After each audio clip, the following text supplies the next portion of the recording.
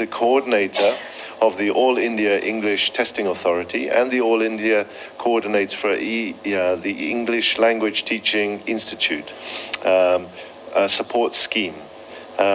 She's had nearly 25 years at the EFLU. You don't look it, I have to say. And anyway, we wish her all the best for her talk, and welcome. Thank you. As you can see, the title of my paper is Realisations and Perceptions of Preferred Languages in Indian Classrooms, Teacher Education, Implications. The abstract is missing, so thank you for being here, even though you don't know what I'm going to talk about.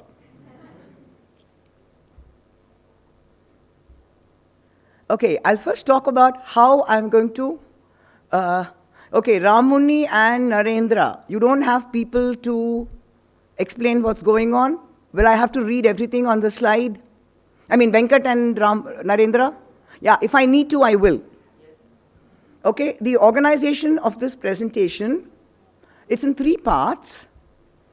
Part 1 will handle the theory, my base assumptions, and what I'm basing the argument on. And this will basically talk about A, language use, realizations of the 3-language formula, and the study of languages and how they relate to each other. Last of all, my base argument on what I'm using as a framework of the nature of language learning and socialization, because that's what is going to impact the data and my interpretation of data. Part 2 is just data, presentation, and analysis. I've got 3 kinds of data. A, I've looked at the language block of school timetables. I've got some teachers to respond to an open and free questionnaire. And I've got students to also respond to some questions, free responses. So this is an ethnographic analysis, not a survey-based questionnaire. It's students from school and also some students who are doing MA in my university. Last of all, I end with implications for teacher education. Okay. What about this nature of language use in India? I'm going to rush through a whole lot of this because it's known, but it needs to be stated and accepted as my base argument. Well-known argument that it's grassroots and not elite multilingualism. Very few people who are monolinguals in India, few and far between. So, and it's not like going and learning French in England, for example. Okay. Second, I think a very important idea that we have to keep in mind is that for us in India, if we look at languages and English, it's never ever going to be assimilation. I'm using Skutnub-Kangas terms here. It's maintenance. We are never going to fulfill all our language functions through one language. We are never, ever, ever going to become English-only speakers. Therefore, for us, multilingualism is the norm, not the exception. Again, I don't have to tell you, this is D.P. Patnaik's statement more than 20 years ago. It's not mine.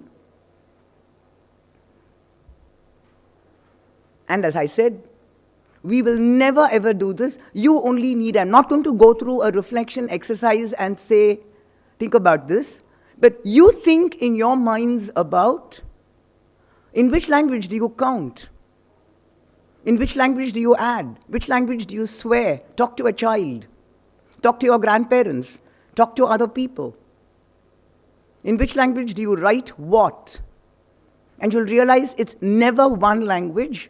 As a lady who made a presentation from AP, from the Azim Premji Foundation yesterday, Nivedita, as she said, I don't even think in one language.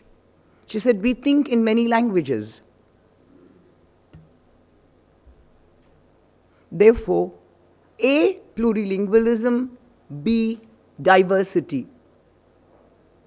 are the key words for us. These are my base assumptions about the nature of language use in India. Then, from a sociolinguistic description of language use, I'm moving to looking at educational policy per se, the three-language formula and its realizations. I'm making a distinction between what was called regional, today called vernacular. To me, it's the same. Regional or vernacular medium and English medium, and how the policy changes or is seen or perceived differently. And again, within it, for many of you it's familiar, for some of you it may not be, or you haven't thought about it, so I'm stating it. Non-Hindi speaking states, the first language is the state language. Second is, in some states Hindi, in some states English. Third language, if applicable, Tamil Nadu two-language formula. Where it's applicable, Hindi or English is the third language. Now, what happens in English medium schools? Oh, I'm sorry, before that. Hindi-speaking states, something different happens. First language, Hindi. Second language, English. They say Urdu or Sanskrit. And third language, if your second language is Urdu, your third language is English, and so on. It can change depending on the state, depending on the decision, because language is center and state is concurrent, not a central decision in our country. It's on the concurrent list. Okay, now, in English medium schools, English is seen as the first language. I don't know how, but this is how it is. Second language, again, could be the state language or Hindi. And if applicable, again, Tamil Nadu is an exception. If applicable, the state regional language or Hindi. So your own mother tongue is your third language in school. Okay, while having said that, now I'm moving into looking at two preferred languages, English and Hindi, and what's happening to them. What is the role of English? Unfortunately, this is a given. I'm saying unfortunately because I'm not happy with it, but there's nothing we can do. English has become the language of social and economic mobility.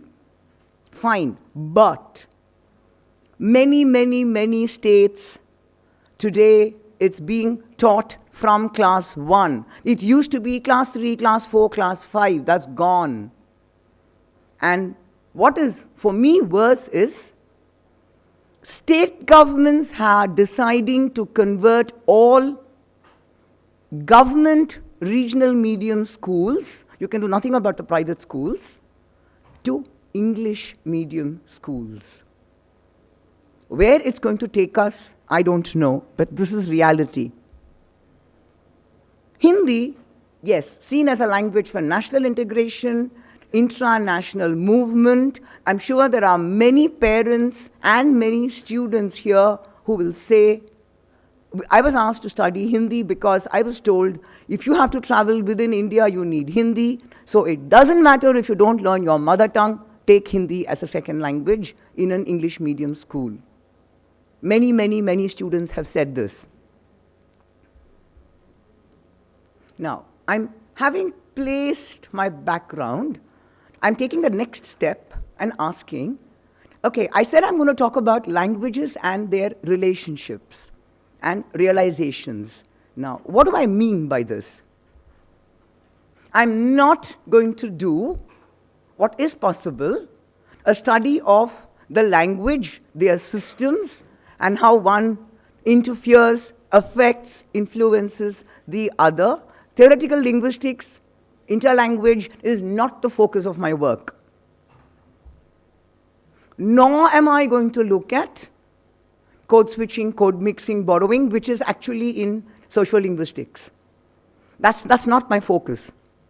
How does one language or even variety? How does it relate to other varieties? How does a language work with another language? How does it shape attitudes? Through education and in education. Now, why, I'll explain soon. This is my Klein of relationships. I'm going to read this out for those who cannot read otherwise. It begins with one language or variety can negate, recognize, tolerate, respect, nurture, or share mutual space with another language. So it begins with negation, it ends with sharing mutual space. This is the Klein of relationships between languages. And this is what I'm going to pick up and examine in some manner.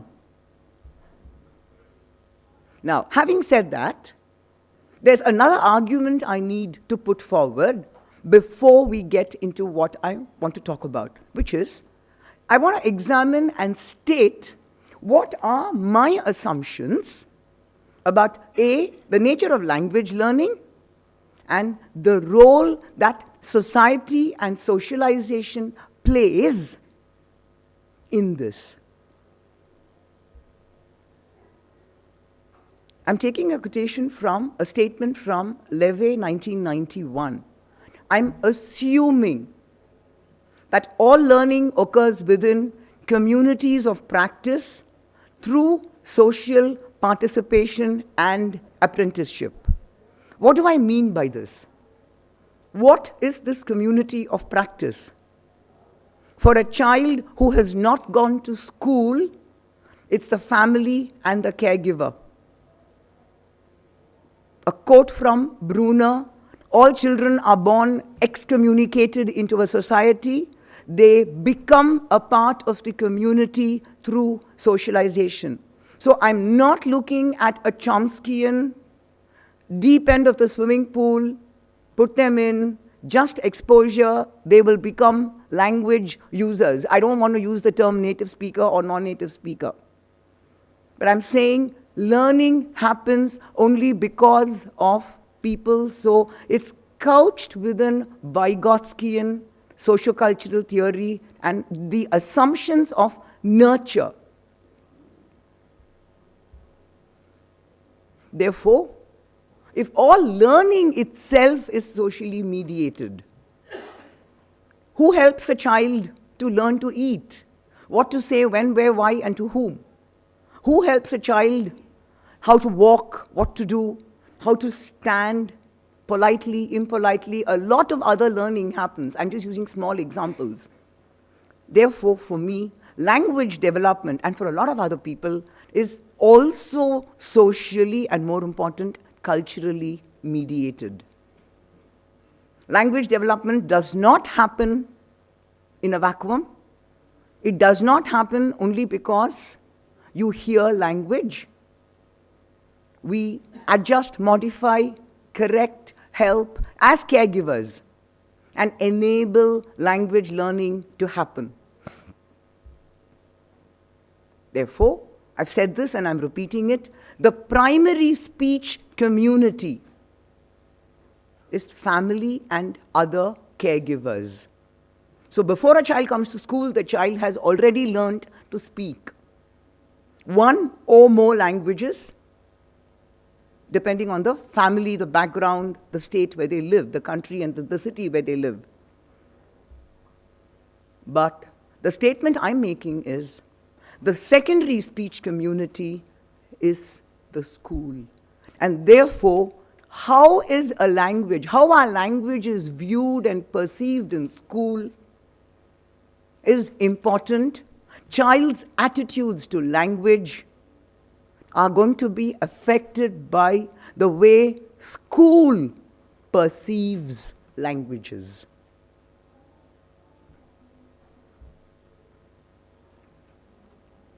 So I'm using a term from Foucault. I'm just going to read this out. A child's attitudes, discourses, and language or literacy practices are affected and influenced, reshaped through discursive practices in school. This is my base argument. Because without this, I'm saying learning does not happen. When it happens, there are modifications. Therefore, what about learning and socialization? What is the grade in school and what happens to it? A, the first kind of learning that moves, the shift is oracy to literacy. From learning, you can understand and you can speak, you get into learning how to read and write. That's the first stage. Then, we've had already papers in this seminar on this move from context-dependent to context-reduced, cognitively undemanding to demanding, the Cummins framework. I'm not going to go into the framework. I'm taking that as a given. So we move from dependent and oral ways of thinking to context-free, context-reduced, logical skills, reasoning, problem-solving. This happens in school. It happens through education.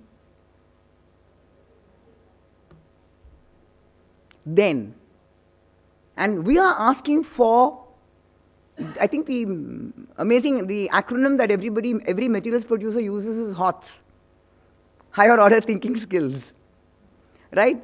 They want class 3 textbooks to have higher order thinking skills, class 4, class 5.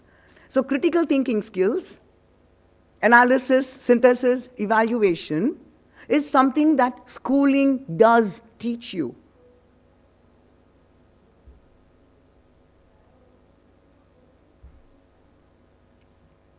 Therefore, if learning is shaped by school, I'm reiterating my point, attitudes to language are also influenced and shaped by schooling practices.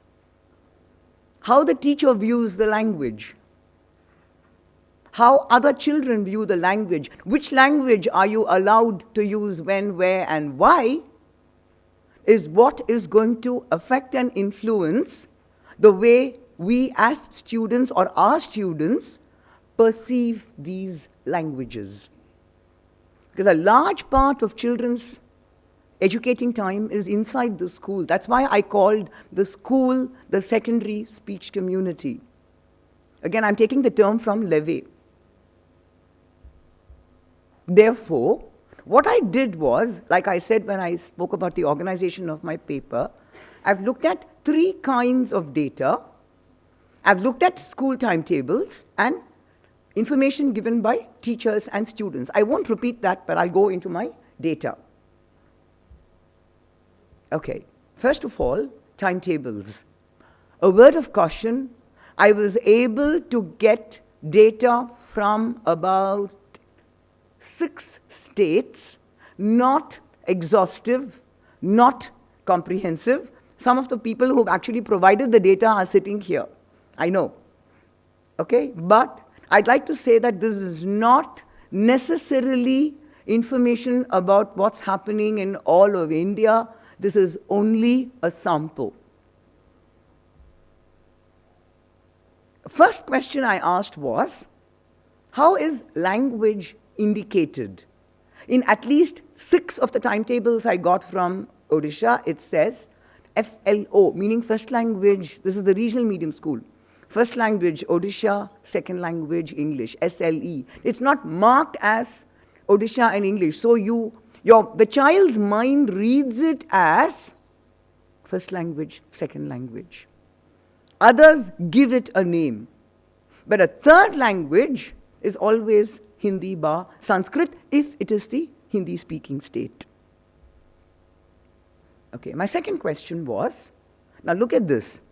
Number of hours per week, English medium schools all have more of, I'm talking of English as the subject, I'm not talking of, anyway they're studying everything through science and maths and everything else.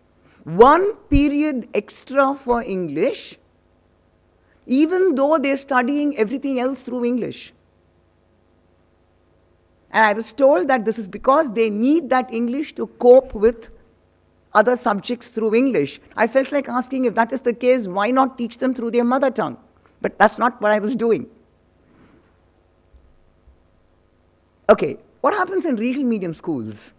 I have a table, and I'm just going to go horizontal and read it out for our visually impaired colleagues here. Assam, 7 periods for English, 6 for Assamese, 4 for Hindi. Odisha, again, 7 for English, 6 for Odia, and 3 for Hindi. AP, Andhra Pradesh, 6, 6, and 4, 4 for Hindi. Madhya Pradesh, 6, and because Madhya Pradesh is a Hindi-speaking state, 6 for Sanskrit, 6 for Hindi. So some states, it's equal. Some states, there's a discrepancy, but a lot more information is necessary before I can make huge generalizations. This is just a sample to show that different states are viewing it differently. So if it's in a regional medium school, but English is given 1 extra hour, is that because it is the language of mobility? And what does the child get an impression of over 7 years? Every week I have 1 more hour. Maybe they don't think about it. I don't know. Now, nature of classes, and this is even more interesting. The Assam government handbook for schools on timetables says there are practicals for science, there are also practicals for English, no practicals for Hindi or Assamese. Okay. Now, I looked at, when I say a subject moves, I'm asking, where is it on the timetable? First hour, second period, third period, morning, afternoon. Now, Kendriya Vidyalayas, as you know, is a school where there's a central rule, CBSE, Central Board of Secondary Education. And they are the government CBSE schools. So there, the timetable comes from Delhi, or the stipulations come from Delhi. It's a fixed timetable everywhere. Nothing moves. It's always fixed. But in state board schools, now Andhra Pradesh is interesting. Maths, English, Telugu, Assamese stays the same way. This is in government schools. In private schools, the story is so chaotic that I couldn't document it. Hindi, for interestingly, in the non-Hindi speaking schools, states, morning, afternoon, evening. The timetables I got from Odisha had the same thing everywhere in government schools. Private schools, I didn't and couldn't find a pattern. Okay, therefore, having said that, what I'm saying is, timetables, before I get into teachers' perceptions, seem to be saying a lot about what the management feels about language, or what that government feels about a language, and how the one language is related to the other. I said, all right, if this is documentary evidence, what do teachers say? Because maybe something else is happening. So I sent off a questionnaire asking teachers, to school teachers, with a couple of questions and free response statements. I've just got some sample responses for you. This is selective. I'm not reproducing and stating everything said by everyone. Okay, I asked them, which language do you think is the most important? Every one of my respondents had the statement, English is the most important language that a child must know. At least 5 were teaching in regional medium schools. The second statement and the third statement were, English is a global language. Nice informal statement, most important lingo. I thought it spoke volumes. And listen to this. Teaching of English is important for students since English has become the passport to the world. The was missing, but I've kept it that way. That is not the point. Has become passport to the world. No other language is important. Maybe yes, maybe no. I'm not sure. And I asked, what about the mother tongue? Oh, mother tongue doesn't need much training. That anyway they'll learn. But we're also saying academic skills need to be taught in the mother tongue as well. We've got people saying our children can't write in the mother tongue. Our children can't think and write answers well. Then, if they can't compose and write, then where is this mother tongue doesn't need much training coming from? Now, I put in a very mischievous question. I said, imagine that you had to select a language class for your school inspector to observe. Which one would you choose? And why? Look at this. English, because students can be prepared to recite a poem, put up a short play, have panel discussions, have a debate, or present a role play. I felt like asking, why? See, if this was an elite English medium school, I can understand that it should be in English. It wasn't. It's assumed that panels and debates and plays will happen only in English. The exception was Kerala. Kerala, they said Malayalam. Every one of my respondents in Kerala was very clear about it. But then Kerala, the work that they've done with language is very different. He would then admire the talent of the students and the teacher too. So an Odisha play or a Hindi play, the school inspector will not admire. Look at the assumption of the teacher. Look at what the attitude of the teacher is and what that person has ingrained about which language is important. I thought these statements were the range of functions in day-to-day life is the greatest in English. I didn't know what to do with this statement when I read it for the first time. All languages can fulfill all functions, and we don't fulfill all our language functions through English. But this is what is assumed. Okay. It would make the students use the language more actively and carefully. Remember, school inspector will come, is coming for English class, therefore behave and study. So it's being used as a stick. Okay. So I said, fine, let me ask students what's happening. What do they feel? Different questionnaire, not the same. Which language do you like studying?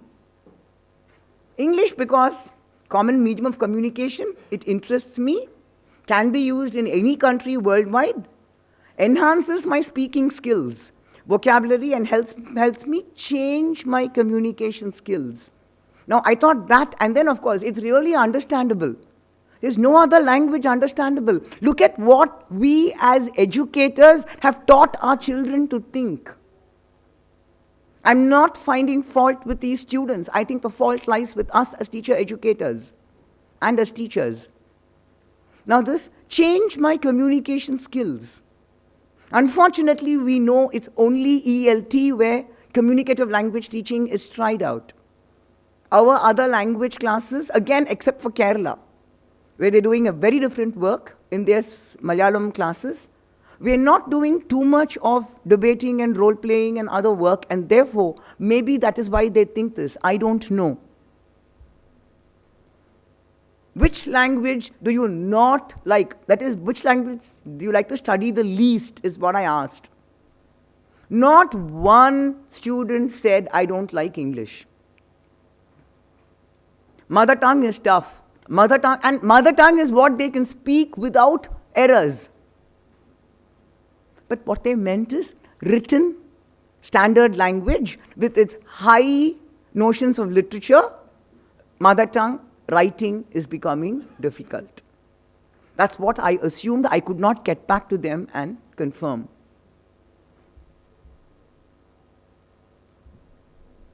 What is the most important language and why? With students. English, because the teacher. Then, now look at the next one. This person is from a public school. It's a public school and a good school, therefore English. So all good schools have to be, so you cannot have a good school that's not an English medium school. Now, which language do you talk to your friends? Most of them tell me they speak in English. Okay? Wait, that's not the end of it. Okay, I then asked, all right, in which language do you talk to your class teacher? English, because it's much easier to understand. And this was not somebody who was working and who was studying in a school which is a very big heterogeneous mix of students. If I talk in a language other than English, they will fire me. It's the rule. It's the basic language. This is the assumption the child has. It's expected. We have to speak it. All the impositions, fines, is what is here. And it's we who've done this. Okay. I said, all right, these are school students. Maybe they don't have much. I mean, they're only talking about what, and they haven't thought about this yet. So I got together a group of students from my university and had an informal interview with them and said, let me ask them what's happening and why. What do they feel about language use? This was an amazing statement. She just sat there and said, I've done a course now, and now I realize, she said, we blindly called English our first language, Hindi our second, and Malayalam our third, though I know now is different. All those school years, ma'am, I didn't even think about it. And she just sat there full of remorse.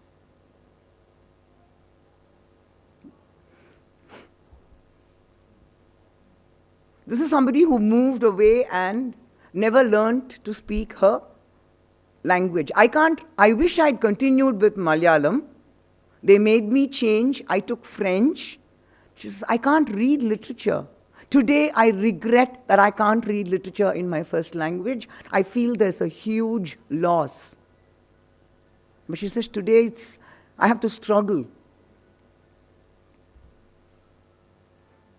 Now, this is somebody, mixed parentage, and largely they speak English at home. English is my first language, and that is my safe zone. But I would have liked to have learned an Indian language. She said, I'm missing out on my culture, on my literature. But through my school days, I wish somebody had told me, nothing doing, you have to learn. Nobody did. I mean, it's that anguish that came through. Therefore, I'm okay for time? Great.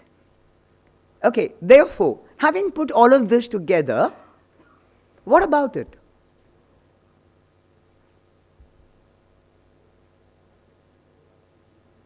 I took an argument from Philipson.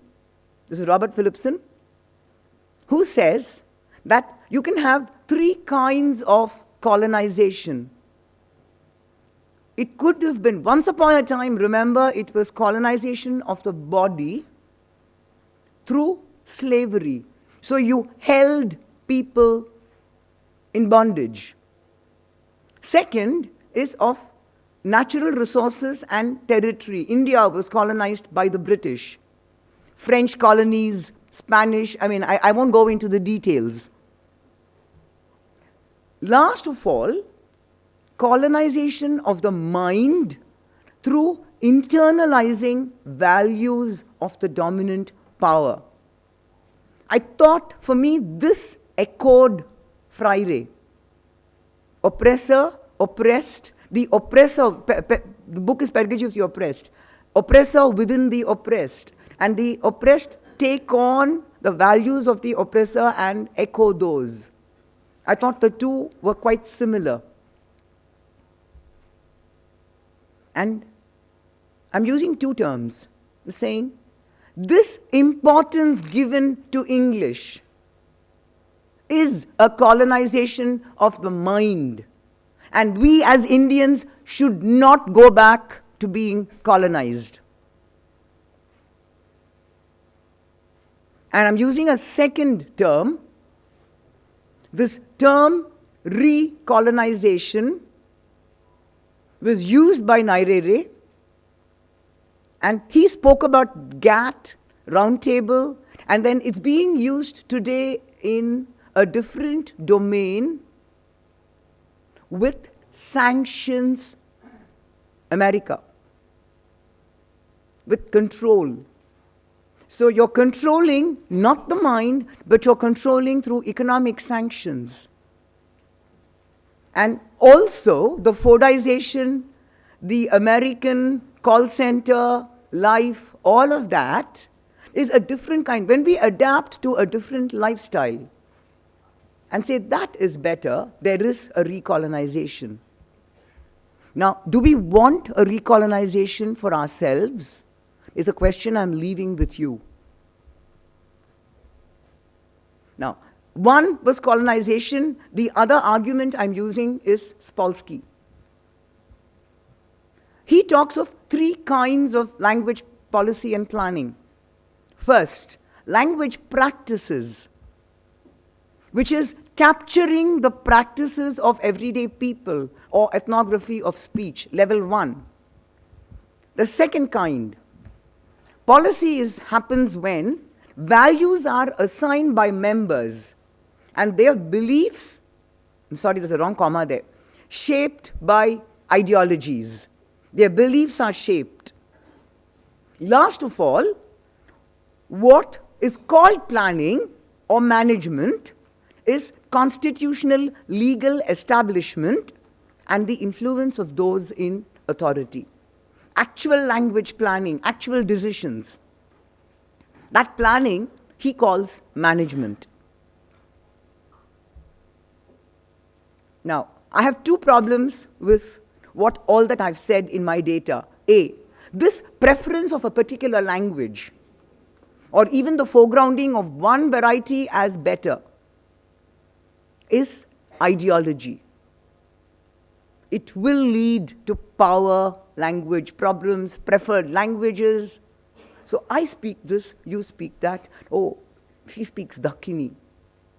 As though Dakhini is not as good as another version of Urdu.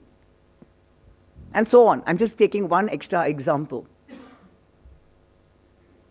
And this overriding use of English, I'm talking not of how people use it, I'm talking of what's happening in policy in the state, in timetables, in an extra allocation, if sometimes in Hindi, largely with English, is management. It's manipulation. It's moving towards language engineering. That's a Kupchandani statement. Therefore, I'll be finishing. Where do I want to go with this? I'm therefore saying, have a compulsory component on language education in multilingual contexts in all teacher education programs. Why am I saying this?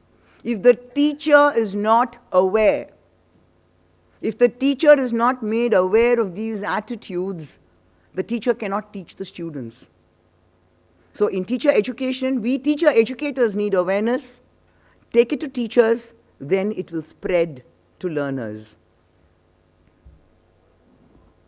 How do we do this? I've got some suggestions.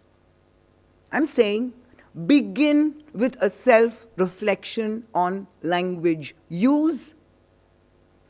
I'm not going to ask you to pause for a minute and do this, but sit and think for yourself, in which language do you think and for what purpose? Remember I said count, add, curse, talk to a child, dream, pray, fight. Which language do you use? In which language do you write poetry? Which language, if you're emotionally charged? if you're very angry or you're very hurt, what language comes to your mind?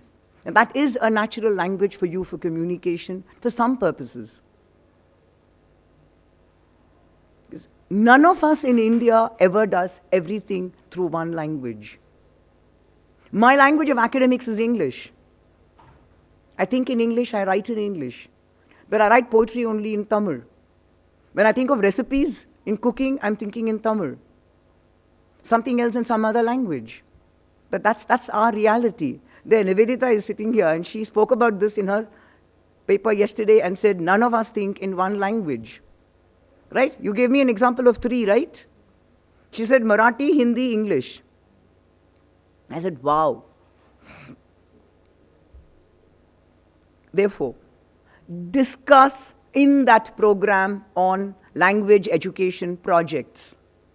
What are the kinds of projects? What are its purposes? At least let teachers be aware that there are terms called assimilation, maintenance, enrichment, and that each one leads to the other. Include that component on various goals of language education. Immersion programs, submersion programs, then look at assimilation, maintenance, enrichment, and let teachers understand this and discuss it. Don't stop there though. Raise teachers' critical awareness of the use of languages in school and the power play involved. Something similar to what I asked as questions and reflected. Can teachers become aware of this? Can they become critically aware of what they are doing with their languages in school with their students? If we do that, my argument is attitudes will change. And this is one of my dreams, to have a combined language class. Can you brainstorm together, write essays separately, look at the essays and give them feedback and say, in that language you can do this, in this language you can't, take it from there. Can we at least talk about it? Get teachers to think, look, are there ways in which we can bring the Kannada and the English teacher and the Hindi teacher together? Because if we don't do that, it's domestic, tight compartments of languages, though all languages sit inside the same head.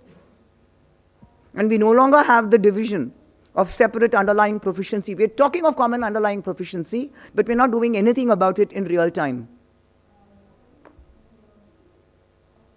Therefore, a languages education program, not teaching of Tamil, Hindi, English, Sanskrit separately. India needs to look at languages education. That's still something I'm hoping for. Thank you very much.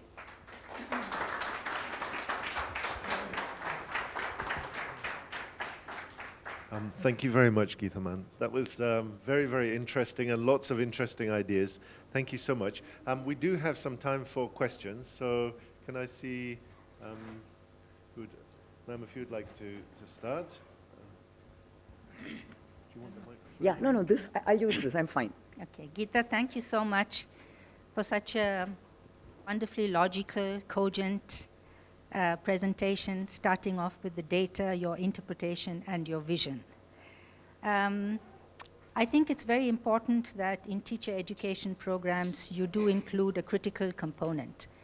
But part of that should be the constructed nature of power, that English is historically evolved and constructed as a language of global power, and that English had to fight against Latin for very, very many years.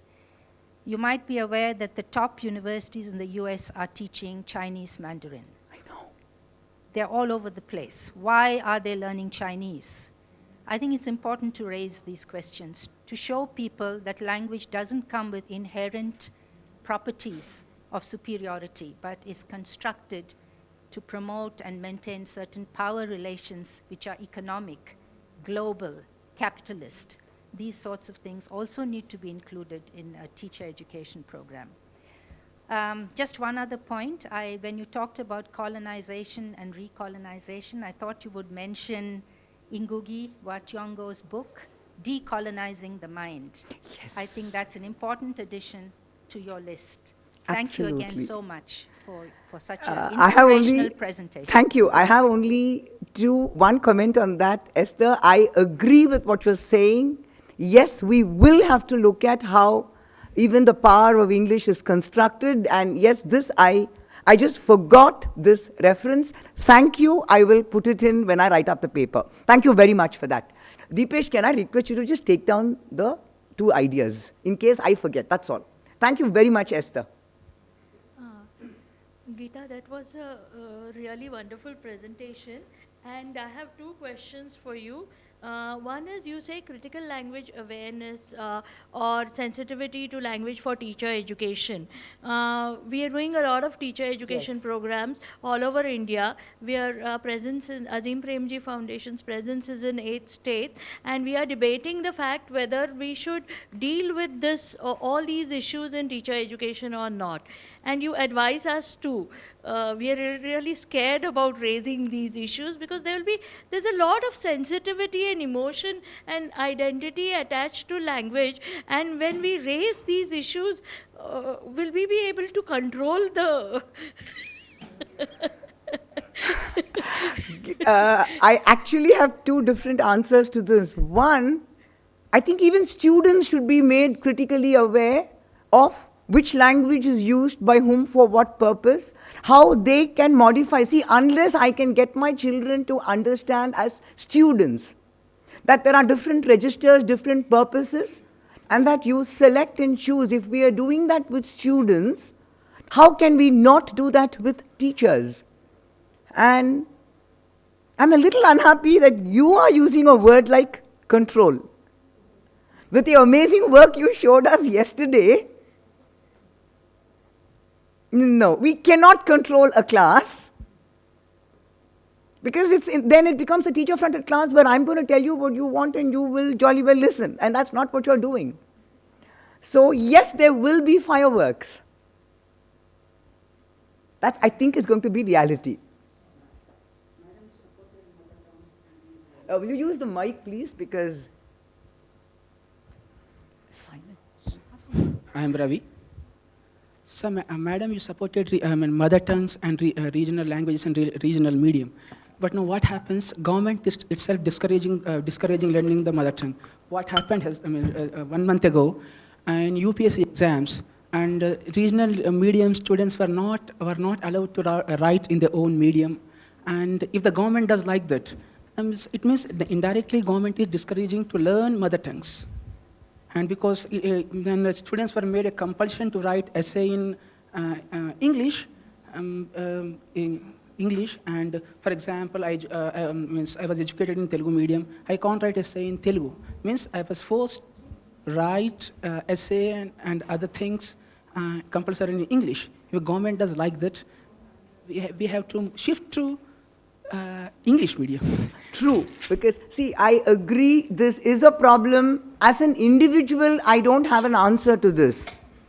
Okay, but as organizations, we can try and fight that at a policy level. How successful will we be, I don't know. But then I would suggest that we do something very different, which is if you have to teach in English, at least then look at what our children can do in the first language and use that as a resource in the English classroom so that children don't think that my mother tongue doesn't matter. At the policy level, I don't have answers. I'm sorry. Simon, will you decide how many more questions? And who? Because I have too many hands up and I know many of the people, so I can manage another 3 or 5 more, no problem at all. We have the time. You decide, fine. Can I ask my question? Okay, thank you. Geetha, I teach college students, and well, they've already come with, language proficiency in whatever languages they've learned. I'm talking about the state of Madhya Pradesh, where we have students from all kinds of linguistic backgrounds. My question to you is that, when it comes to language training and communication skills training at the college level, we're really dealing with a lot of vocational courses where we need to groom students to fit into the workplace situations. Now, unfortunately, in most workplace situations, English is the language that is in demand. One can understand that where you're talking about MNCs, where you're talking about work areas, where there's a lot of connectivity, and there is a growing connectivity with, outside the outside world, where English happens to be most functional, although there are other foreign languages. There was mention of Chinese, and also I think Spanish is being extensively taught in the US. So how do we deal with this situation where even the use of Hindi is more or less discouraged in workplaces, except for government offices, where in Madhya Pradesh at least you need absolutely pure Hindi if you want to be able to understand the documents and the kind of language that they use. Thank you. No, I think I'm clear that I'm not talking about the teaching of English for specific purposes. Now, you have to teach somebody to go and work in a call center. And you're very clear that that's what you're doing. Or you're training them to get a job with Microsoft. Fine, then you have to teach in English. But no college, Narendra, fine, we've seen your hand. No college student is, I don't think all college students are going to enter only that one space. Now, that's a different problem. That if all of teaching English in colleges is going to be reduced to enabling children to work only in MNCs, I think there's a problem with how we visualize the teaching of English in colleges itself. But if you're doing a vocational course only for that purpose, fine. But if, let's say, those children who come to you cannot write a very good essay in English, and that's what you want to teach them, then maybe what you'll have to do is get them to use what they can do with their mother tongue and then transfer it to English. But I'm talking of public education, I'm talking of schools, I'm talking of governments and policy. I'm not looking at one specific space. No, but I think we'll continue this later. Fine? Because otherwise it will become a dialogue. We've got one question at the back. Narendra sometime, because he can't even see that we have seen his hand. Okay? May I? Okay. Yes. No, I'm just asking Narendra his question. Ma'am, first of all, thank you for that thought-provoking presentations. I was awaiting presentations like this at the very time in which the hegemony of English is ruling over the world. And before getting on to the critical ability of the students to think about in what language do you write poetry and count, I think you need to think about the attitude of the parents also, because my own mother, when I speak in Telugu at home, she always replies to me in English. Yes. I think, Narendra, you've made a very, very relevant point. I agree. This is something I wanted to talk about. I called it the auntie, mummy, daddy culture. Yeah. Yes, we have to do something about it. Because we'll begin somewhere. But one sec. Yeah, yes. But asking a child to think about which language do you count and add everything else is the beginning of critical awareness. Maybe you should go back and ask your mother to do that, and things will begin changing. Ask her to sit and think about what she does in which language. Okay?